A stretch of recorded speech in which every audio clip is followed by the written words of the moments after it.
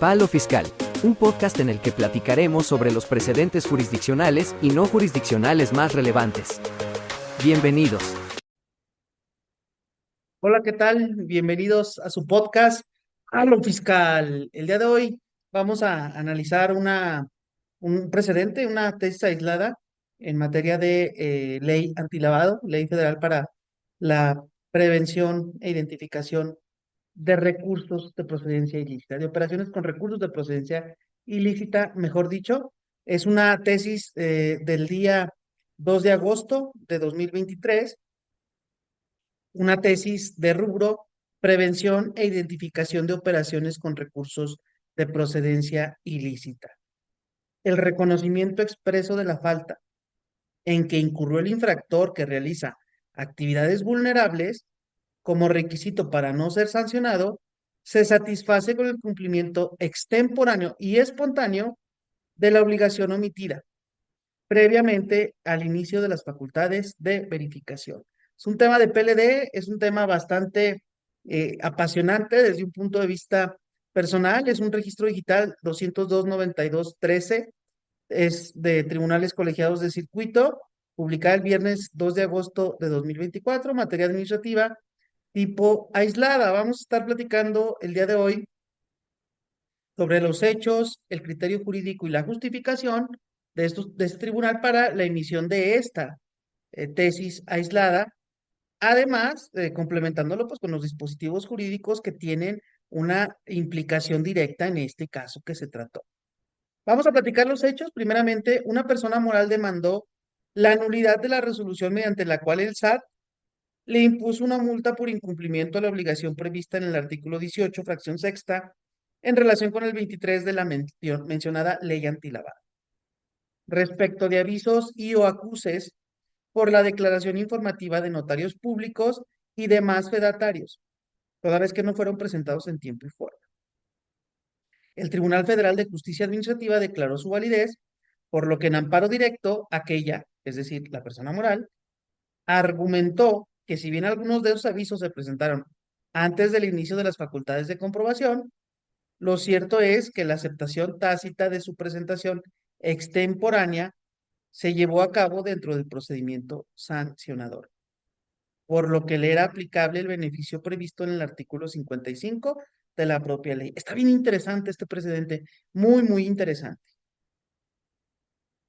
Muchos profesionales siguen confundiendo a la materia antilavado con la materia fiscal, porque está el SAT de por medio en la presentación de avisos, consideran que surgen o se confunden en pensar que surgen las mismas reglas, los mismos requisitos. Sabemos que, de conformidad con el Código Fiscal de la Federación, existe esta figura importante de la espontaneidad.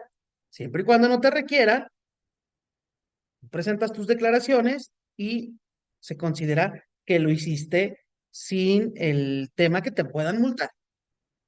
Así sencillamente expresado. En la materia de PLD no aplica esta cuestión. La materia antilavado no aplica. No hay espontaneidad, salvo lo que vamos a estar comentando. Primeramente, este es un caso aplicable a notarios públicos.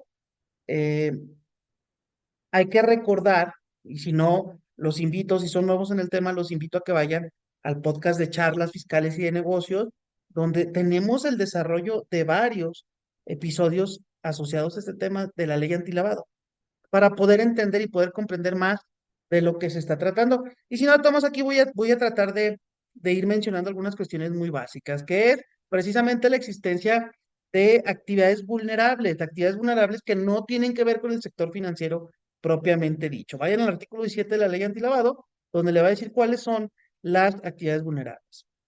Esto que está en pantalla, artículo 17, es del reglamento de la ley antilavado y le da la posibilidad a los fedatarios públicos, que por cierto, según la fracción decimosegunda del artículo 17 de la propia ley antilavado, tienen la obligación de presentar avisos, de identificar. ¿Qué dice este artículo 17? ¿Cuál es la facilidad? Oye, si tú estás obligado para temas federales, tienes una plataforma para cumplir con tus obligaciones fiscales federales, tú puedes utilizar también esas plataformas para efectos de dar cumplimiento a las disposiciones de la ley antilavado. Un fedatario público. Los fedatarios, sin embargo, deben informar al SAT a través de cuál modalidad van a presentar sus avisos. Si es a través de la que utilizan para efectos fiscales o si es a través del portal antilavado para la presentación de los avisos. Bueno, ahí nada más dejando esta cuestión clara. Me regreso a la ley antilavado, artículos 18 y 23, 18 fracción sexta. El artículo 18 me establece las obligaciones que tiene un sujeto que realiza una actividad vulnerable. Concretamente, el artículo 18, fracción sexta, dice: quienes realicen las actividades vulnerables a que se refiere el artículo anterior, el artículo 17 que comentamos ahorita, tendrán las obligaciones siguientes: presentar los avisos en la Secretaría en los tiempos y bajo la forma prevista en esta ley. Después, el 23 de dicha ley me dice: quienes realicen estas actividades van a presentar los avisos a más tardar el día 17 del mes inmediato siguiente, según corresponda aquel en que se hubiera llevado a cabo la operación que le diera origen y que sea objeto de aviso. Ahí está el panorama, está el contexto. ¿Cuál es el criterio jurídico de la autoridad, de la autoridad, bueno, autoridad judicial? Este tribunal colegiado del circuito determina que el reconocimiento expreso de la falta en que incurrió el infractor que realiza actividades vulnerables relacionadas con la prevención e identificación de operaciones con recursos de procedencia ilícita como requisito para no ser sancionado, se satisface con el cumplimiento extemporáneo y espontáneo de la obligación omitida previamente al inicio de las facultades de verificación. Las facultades de verificación están reguladas en la propia ley antilavado y es el símil a las facultades de comprobación que están en el 42 del Código Fiscal, uno en materia administrativa, en materia PLD, el otro en materia fiscal. ¿Cuál fue la justificación de este tribunal? El artículo 55 de la ley antilavado prevé el beneficio consistente en que no le van a imponer una sanción solo por una ocasión, siempre y cuando corrijan el cumplimiento de sus obligaciones. ¿Cuáles? Pues las que le hayan observado, en este caso la presentación de los avisos. ¿Cuáles son las condiciones que se deben de cumplir para efectos de que se esté en este beneficio? Que se trate de la primera infracción, que se cumpla espontánea y previamente al inicio de las facultades de verificación y que reconozcan expresamente la falta en que incurrieron. Este último, inciso, este último caso, supuesto, que reconozcan expresamente la falta en que incurrieron. ¿Cuándo se reconoce la falta según este precedente?